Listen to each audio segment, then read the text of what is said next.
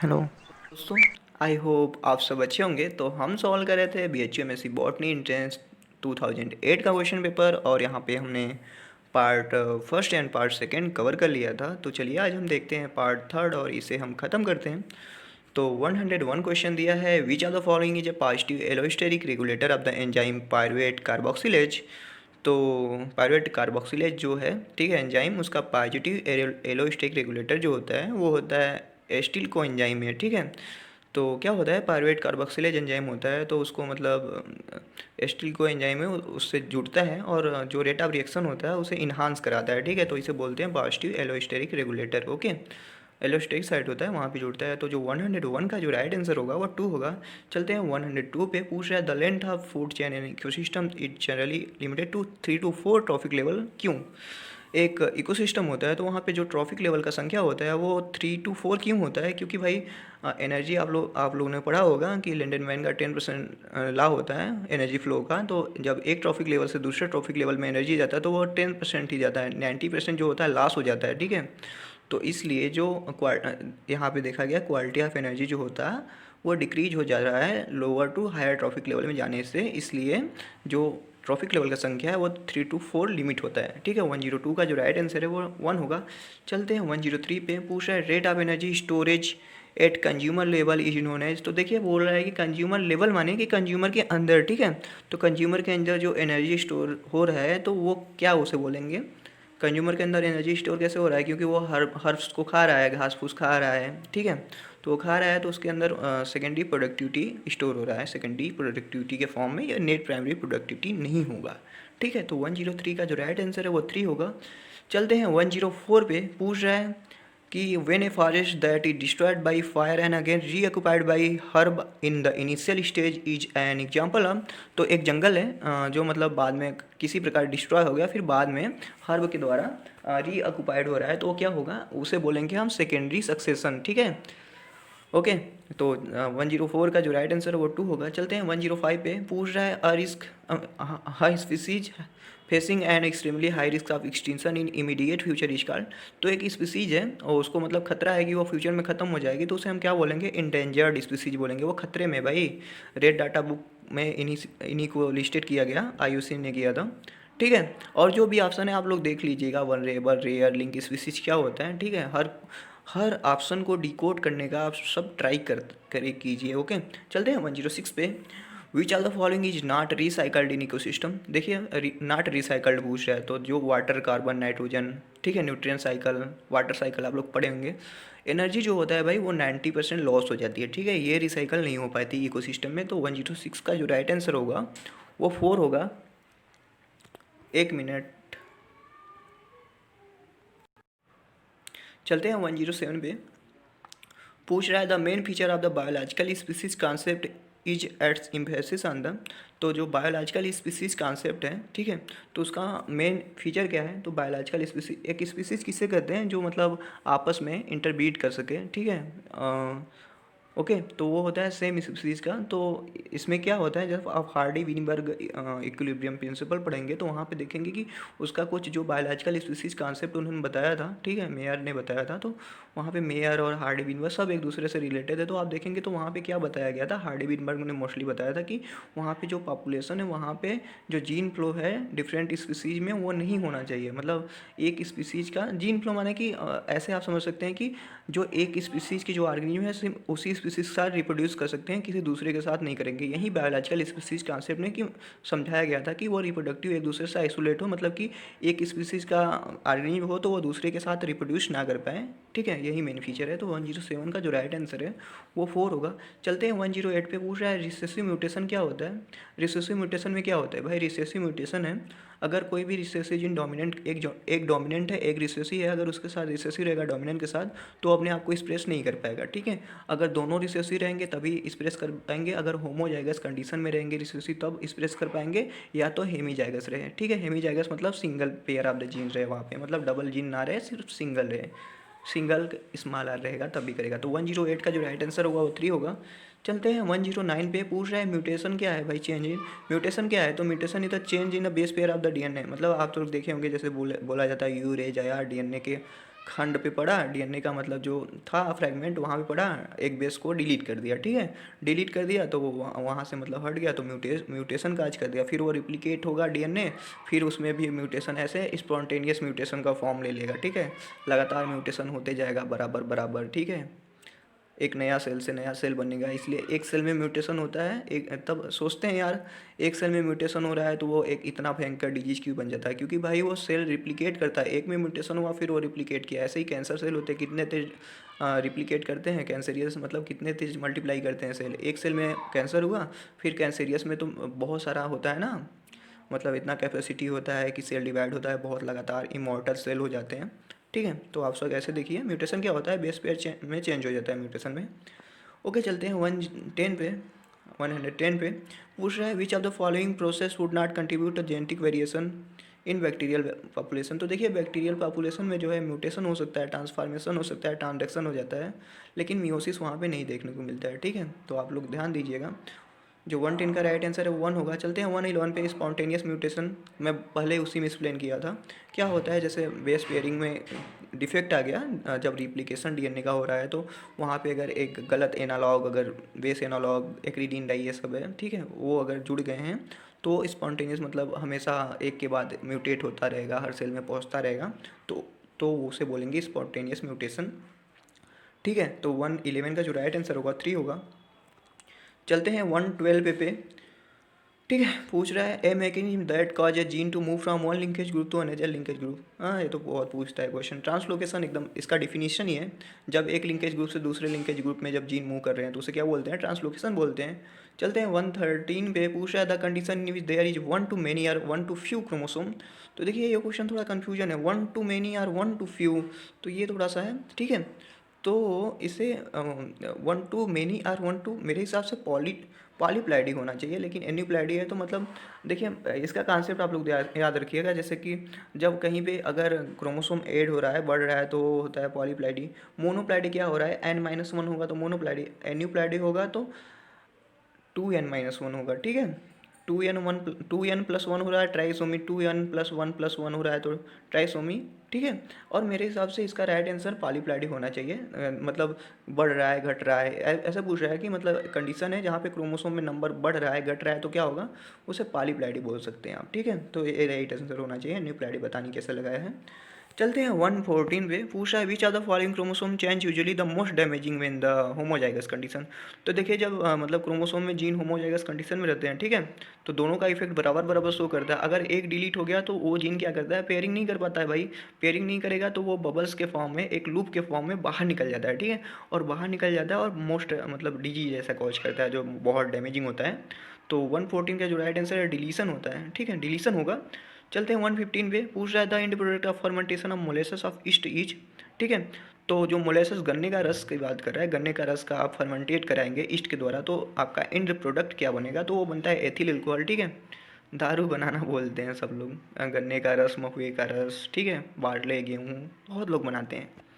कभी कभी उससे अगर नहीं सही से बना तो मेथिल अल्कोहल भी बन जाता है भाई, वो बहुत डैमेजिंग होता है, मार देता है आदमी को। ओके, चलते हैं अगले क्वेश्चन पे। पूछ रहा है for each glucose molecule that is broken down in glycolysis there is net gain of. तो देखिए ग्लाइकोलिसिस में यहाँ देखिए पढ़ना, क्वेश्चन ध्यान से पढ़ा कीजिए आप लोग। यहाँ पूछ रहा है नेट गेन ऑफ कितना एटीपी, अगर पूछता कि कितने एटीपी फॉर्म होते हैं, मतलब कितने एटीपी बना सकते हैं वहाँ से, तो 8 एटीपी कर सकते हैं, क्योंकि वहाँ 2 NADPH2 भी बनते हैं, ठीक है। तो उससे स्टैक करेंगे ATS के द्वारा तो उससे 6 एटीपी बनेंगे, लेकिन नहीं, ठीक है। तो 2 एटीपी जो फॉर्म होते हैं मतलब डायरेक्टिव नेट गेन एटीपी होता है 2 का। ओके, तो यहाँ पे राइट आंसर 2 होगा। चलते हैं अगले क्वेश्चन पे। पूछ रहा है डिहाइड्रोजनेज एंजाइम जो होता है HMP pathway hexose monophosphate shunt में तो वो क्या होता है, NADP स्पेसिफिक होता है, NAD स्पेसिफिक नहीं होता है, ध्यान रखिए। तो इसका राइट आंसर जो होगा 4 होगा। अगले क्वेश्चन पहुँचते हैं। पूछ रहा है जो होता है माइटोकांड्रिया में ATS साइकिल कहाँ पे चलता है, कहाँ पे लोकेटेड होता है, तो वो होता है इनर माइटोकांड्रियल मेम्ब्रेन पे होता है, ठीक है, क्रिस्टी बोलते हैं जिसे, और वहाँ पे F1 F0 पार्टिकल होता है, ध्यान रखिए। माइटोकांड्रिया में जो होता है ATS कहाँ चलता है, इनर माइटोकांड्रियल मेम्ब्रेन पे चलता है। चलते हैं अगले क्वेश्चन पे। 119 पे पूछ रहा था final electron acceptor in lactic acid fermentation is. तो जब आप एनारोबिक रेस्पिरेशन पढ़ेंगे तो देखेंगे लैक्टिक एसिड फर्मेंटेशन होता है, जो जो फाइनल इलेक्ट्रॉन जो होता है वो पायरुविक एसिड के पास पहुंचता है, ठीक है। तो 119 का जो राइट आंसर होगा वो 4 होगा। चलते हैं 120 पे। पूछ रहा है what happen to NADH at the start of electron transport, ठीक है। तो देखिए NADH जो होता है वो क्या करता है, इलेक्ट्रॉन जो होता है ये देता है, ठीक है। इलेक्ट्रॉन मतलब लूज करता है, ठीक है। तो इलेक्ट्रॉन लूज करता है तो ये ऑक्सीडाइज होता है, ठीक है। तो इसका राइट आंसर जो होगा 2 होगा। चलते हैं 121 पे। पूछ रहा है the code protein of TMB virus, ठीक है। TMB is product of which ORF open reading frame. मतलब पूछ रहा है कि जो टोबैको मोज़ेक वायरस होता है उसका जो कोड प्रोटीन होता है किस ओपन रीडिंग फॉर्म का होता है। तो वो जो ओपन रीडिंग फ्रेम होता है वो 5 का होता है, ठीक है। तो 121 का जो राइट आंसर होगा वो 4 होगा। चलते हैं 122 पे। पूछ रहा है which of the following combination is correct for basic एक्सोहेड्रॉन।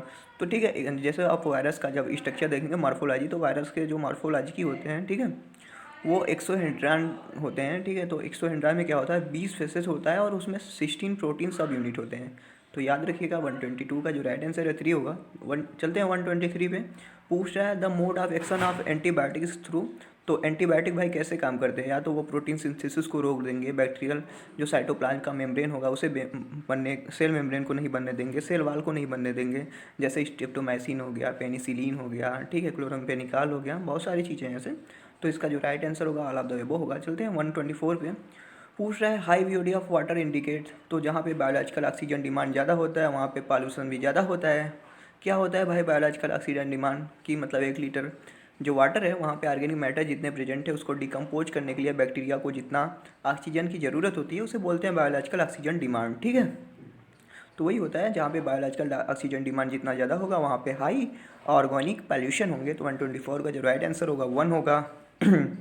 चलते हैं 125 पे। बैसिलस थुरिनजेंसिस क्या है। तो आप BT कॉटन ये सब पढ़ेंगे तो आप जब बायो कंट्रोल पढ़ेंगे या बायोटेक्नोलॉजी तो वहाँ पे देखेंगे इसका यूज बैसिलस थुरिनजेंसिस क्या होता है, ग्राम निगेटिव इंडोस्पोर फॉर्मिंग बैक्टीरिया होता है, ठीक है। तो 125 का जो राइट आंसर है 2 होगा। चलते हैं 126 पे। पूछ रहा है cyclic electron transport around photo system second in the chloroplast takes place through. तो जो साइक्लिक इलेक्ट्रॉन ट्रांसपोर्ट होता है, ठीक है, क्लोरोप्लास्ट में फोटो सिस्टम सेकेंड वो होता है साइटोक्रोम B559 के द्वारा, ठीक है। ये इन्फॉर्मेशनल क्वेश्चन है, ठीक है। तो इसे याद रखिएगा। 126 का जो राइट आंसर है वो 4 होगा। चलते हैं 127 पे। पूछ रहा है phototropins mediated photomorphogenetic activity cause by which of the following radiation. तो देखिए जो फोटोमार्फोजेनेसिस होता है, ठीक है, फोटोट्रोपिन मेडिएटेड, तो वो ब्लू लाइट के द्वारा इंड्यूस होता है, ठीक है। तो याद रखिए किसके द्वारा होता है फोटोमार्फोजेनेटिक इंड्यूस, वो होता है ब्लू लाइट के द्वारा। तो 127 का जो राइट आंसर है वो 2 होगा। चलते हैं 128 पे। पूछ रहा है which of the following is A micronutrient, ठीक है। तो देखिए माइक्रोन्यूट्रिएंट और माइक्रोन्यूट्रिएंट इसमें बहुत लोग कन्फ्यूज होते हैं।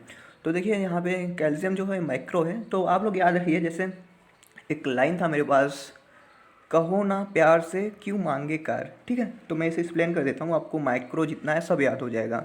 जैसे कहो CHO, कहो ना, ठीक है, ना मतलब नाइट्रोजन, ठीक है, प्यार से फास्फोरस एंड सल्फर, क्यों, ठीक है, पोटेशियम के, मांगे मैग्नीशियम, कार माने कैल्शियम। देखिए ये चीज़ें जो मैं बोला, कहो ना प्यार से क्यों मांगे कार, तो ये माइक्रोन्यूट्रिएंट है और जो बच रहे हैं माइक्रो में आप कंसीडर कर सकते हैं, ठीक है। तो 129 नहीं 128 का जो राइट आंसर है वो होगा 1। चलते हैं 129 पे। पूछ रहा है द नेसेसरी एलिमेंट कौन है necessary for translocation of sugar. तो देखिए हर जो एलिमेंट है माइक्रो, तो हर का फंक्शन कहाँ पे कैसे करता है, कौन फ्लावरिंग कर रहा है, कौन बर्ड को इंड्यूस करा रहा है, कौन पॉलन ट्यूब का एक्सटेंशन जर्मिनेशन करा रहा है, तो याद रखिएगा। तो जो होता है ट्रांसलोकेशन ऑफ शुगर के लिए वो होता है बोरान, और बोरान और भी काम करता है बहुत, जैसे पॉलन ट्यूब का जो होता है उसको जर्मिनेट कराने के लिए भी बोरान रिस्पॉन्सिबल होता है, ठीक है। चलते हैं 130 पे। पूछ रहा है खैरा डिजीज या फेट डिजीज का भैया, तो 12 से ही पढ़ते आ रहे हैं आप सब। खैरा डिजीज जस्ता की कमी से, जिंक की कमी से होता है। 130 का जो राइट आंसर है 4 होगा। चलते हैं 131 पे। पूछ रहा है at which pH most plant nutrient are easily available. तो देखिए जो सॉइल होता है, सॉइल में pH अगर 6 to 7.5 रहेगा तो जो सॉइल से जो रूट होता है प्लांट का वो ईजिली किसी भी न्यूट्रिएंट को एब्जॉर्ब कर सकती है। अगर इससे कम या ज़्यादा pH होगा तो प्लांट के लिए ये पॉसिबल नहीं होगा कि वो न्यूट्रिएंट ईजिली एब्जॉर्ब कर पाए, ठीक है। तो 131 का जो राइट आंसर है 3 होगा। चलते हैं 132 पे, पूछ रहा है the enzyme that fix atmospheric CO2 in C4 plant. तो देखिए C4 प्लांट में क्या होता है, पहले होता है बंडल शीथ सेल, फिर होता है मीजोफिल सेल। तो बंडल शीथ सेल में जो पेप कार्बोक्सिलेज होता है, PEP फास्फो इनाल पायरुवेट कार्बोक्सिलेज बोलते हैं, तो वो एटमॉस्फियर से कार्बन डाइऑक्साइड लेके मैलिक एसिड में, उससे पहले ऑक्जेलो एसिटिक एसिड बनाता है, फिर वो बदल जाता है मैलिक एसिड से, मैलिक एसिड ट्रांसफ़र होके उसमें जाता है मीजोफिल सेल में, जहाँ पे आपका रुबिस्को काम करता है। ठीक है, तो 132 का जो राइट आंसर होगा 1 होगा। चलते हैं 133 पे, पूछ रहा है ओरिजिन ऑफ स्पीसीज वाइटन भाई। तो ओरिजिन ऑफ स्पीसीज किसने लिखा था भाई, डार्विन ने लिखा था। ये तो एकदम simple question.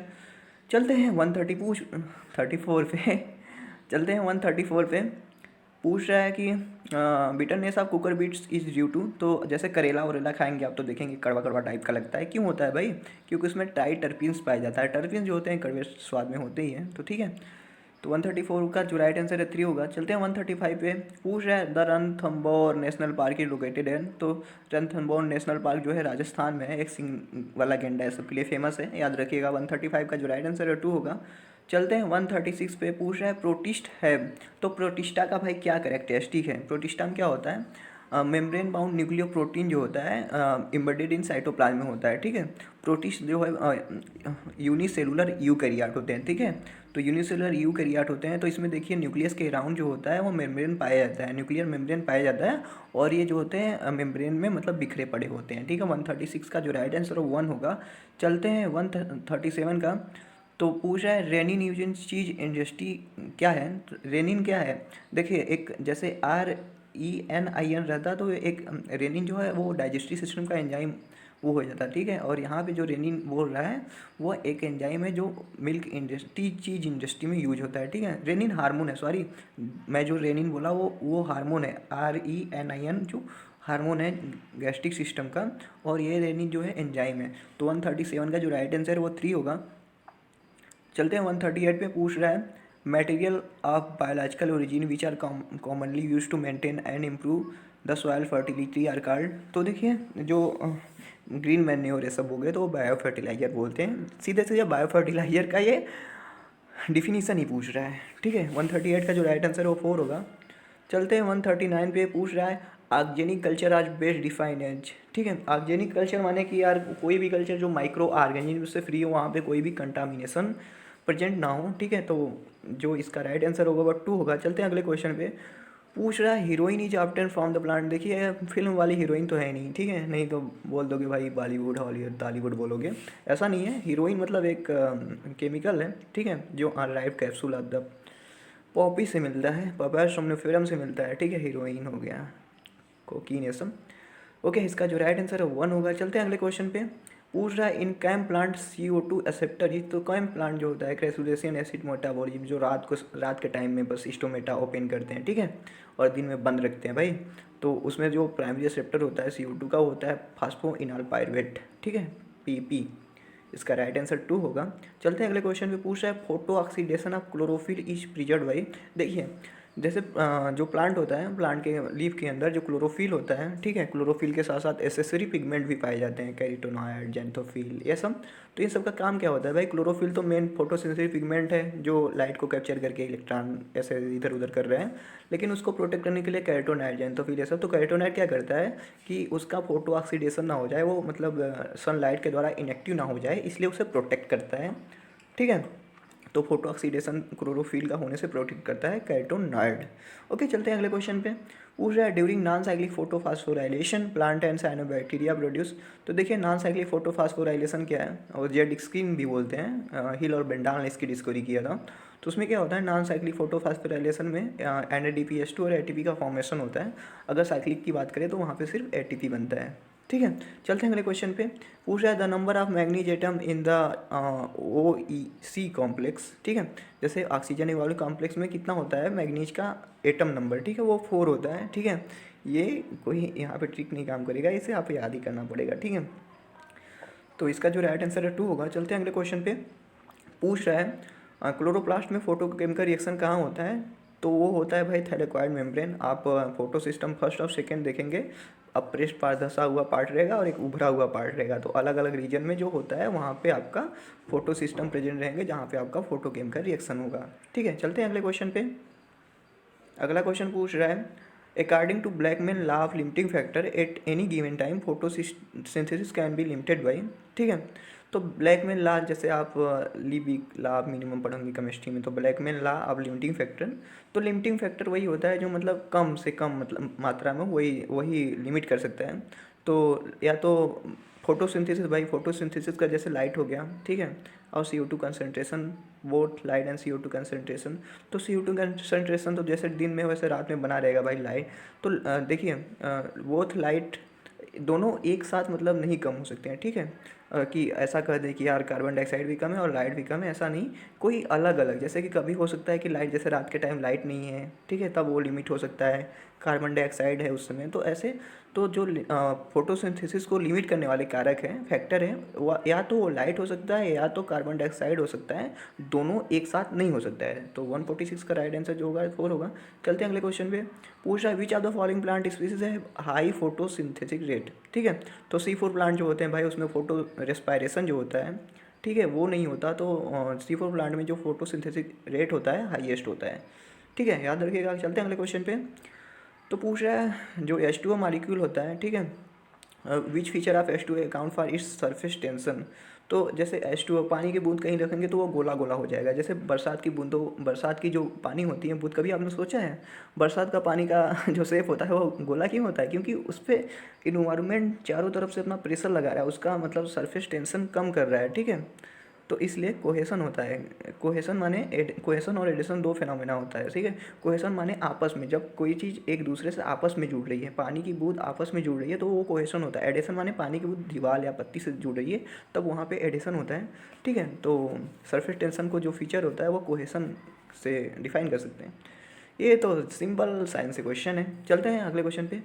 FCC acid close stomata by inhibiting. तो जो आपने जैसे FCC इन FCC एसिड, ठीक है, देखा होगा, तो ये क्या करता है, स्टोमेटा को क्लोज कर देता है। क्यों, कैसे करता है? क्योंकि जो लीप के अंदर, जब आप मेम्ब्रेन के लीप मेम्ब्रेन के ऊपर जो प्रोटॉन पंप होता है उसे इनहिबिट कर देता है, वहाँ हाइड्रोजन आयन के ट्रांसफर को रोक देता है। ठीक है, पोटेशियम आयन और हाइड्रोजन आयन होते हैं ना, पोटेशियम मैलेट बनता है, तो उसका मतलब फिर ब्रेक करता है। तो पोटेशियम आयन और हाइड्रोजन आयन जो होता है, तो पोटेशियम आयन के साथ तो कुछ नहीं करता है, लेकिन हाइड्रोजन आयन का जो ट्रांसपोर्ट होता है एसिटिक एसिड रोक देता है। ठीक है, तो इसलिए जो होता है स्टोमेटा क्लोज हो जाता है। ठीक है, चलते हैं अगले क्वेश्चन पे।